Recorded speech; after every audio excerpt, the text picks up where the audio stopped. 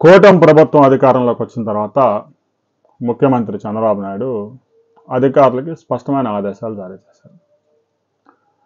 2019 నుంచి 2024 దాకా వైసీపీ అధికారంలో ఉన్నప్పుడు పేదలకి సెంటు పట్టా భూమి పేరుతో 8,000 కోట్ల రూపాయలు దోచారు.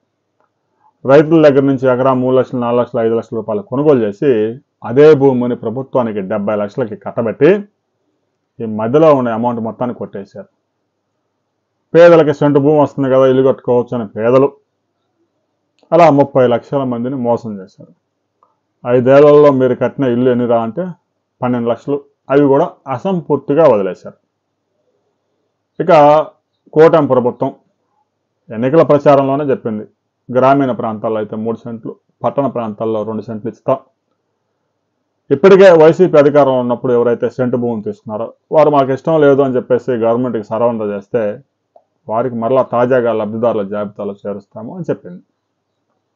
ఇక ఎవరైతే సెంటు గత ప్రభుత్వంలో పొందారో, ఎవరైతే ఇల్లు నిర్మించలేదో ఆయా వెంచర్స్లో చిన్న తరహా పరిశ్రమలు కేటాయించాలని కూడా ఆదేశాలు జారీ చేశారు.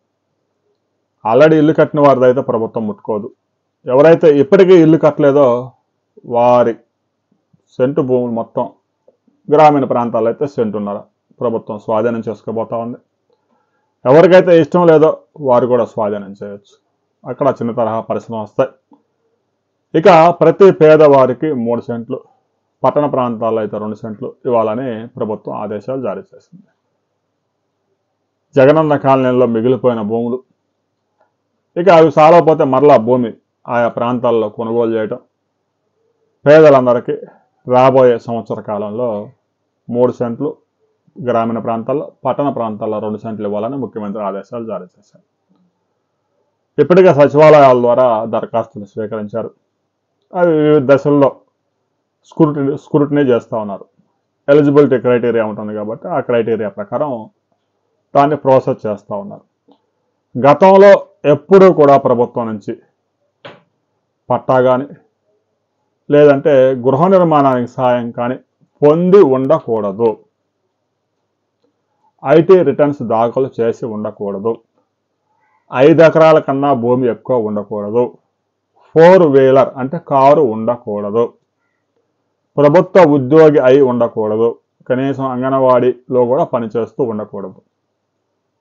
వీరంతా అర్హులు కాదు. దాదాపుగా ఆంధ్రప్రదేశ్లో ఒక 20 లక్షల కుటుంబాల అర్హత లేవు. మరో 1,43 లక్షల కుటుంబాలకు అర్హత ఉంది. వారిలో ఇప్పటికే 60 లక్షల కుటుంబాలు గడిచిన 25 సంవత్సరాలుగా గృహ నిర్మాణానికి సెంటు భూములు, జగనన్న సెంటు కాలనీల్లో ప్రయోజనం పొందారు. తాజాగా ఒక 4 లక్షల దరఖాస్తులు వచ్చాయి. వాటిని ప్రాసెస్ చేస్తూ ఉన్నారు. గతంలో ఇల్లు తీసుకొని దాన్ని నమ్ముకొని మరలా ఇప్పుడు అప్లికేషన్లు పెట్టిన వాళ్ళు కూడా పెద్ద ఎత్తున ఉన్నారు. అవన్నీ ఫిల్టర్ చేస్తూ ఉన్నారు. ఇక ఇప్పుడిచ్చే కూటమి ప్రభుత్వం ఇచ్చే 3 సెంట్లు కానీ 2 సెంట్లు కానీ 10 సంవత్సరాల వరకు ఎవరికి అమ్ముకోవడానికి హక్కు ఉండదు. 10 సంవత్సరాలు ప్రభుత్వానికి హక్కు ఉంటుంది. ఆ 10 సంవత్సరాల తర్వాతనే హక్కుదారులు అవుతారు. మహిళల పేరుతోనే ఇస్తూ ఉన్నారు. పట్టా అయితే ఇచ్చేస్తారు కానీ ఇష్టం వచ్చినట్టు అమ్ముకోవటం, మరలా ఇంకో ప్రభుత్వం రాగానే మరలా దరఖాస్తు పెట్టడం సాధ్యం కాదు. ఆధార్ వచ్చిన తర్వాత ఎవరైతే గృహ ప్రయోజనాలు పొందారో వారి దరఖాస్తులన్నీ పక్కన పడేస్తూ ఉన్నారు. ఒక కుటుంబం జీవితకాలంలో ఒకసారి మాత్రమే ఇంటి స్థలం, ఇంటి నిర్మాణానికి ఖర్చులు.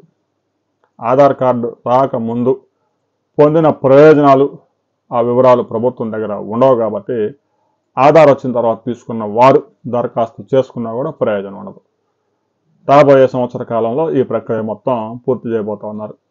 స్థానిక సంస్థల ఎన్నికలకు ముందు పూర్తి చేస్తారా, ఆ తర్వాత కంప్లీట్ చేస్తారా అనే దాని మీద ఇంకా క్లారిటీ రావాల్సింది. ఆ తర్వాత మరిన్ని వివరాలతో మరో వీడియోలో మనం తెలుసుకుందాం.